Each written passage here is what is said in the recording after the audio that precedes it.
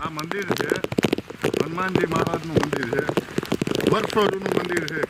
આજે જિંદગીની અંદર પહેલી વખત દાદાના મંદિરમાં એટલું પાણી ભરાણું છે કે દાદાની મૂર્તિ તમને નહીં દેખાય. દાદાની મૂર્તિ ડૂબી ગઈ છે.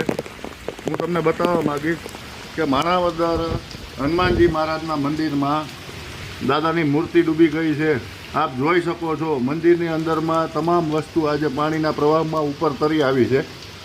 દાદાની ગદા પણ તરી આવી છે અને દાદાની મૂર્તિ દેખાતી જ બંધ થઈ ગઈ છે. આપ જોઈ શકો છો. માણાવદર તાલુકાનું વર્ષો જૂનું પૌરાણિક મંદિર છે કષ્ટભંજન હનુમાનજી મહારાજનું. તેની અંદર અત્યારે બહુ બધું પાણી ભરાઈ ગયું છે. આપને હું બતાવી રહ્યો છું કે આ દાદાના મંદિરની અંદર કેટલું પાણી ભરાણું છે એ તમે જોઈ શકો છો.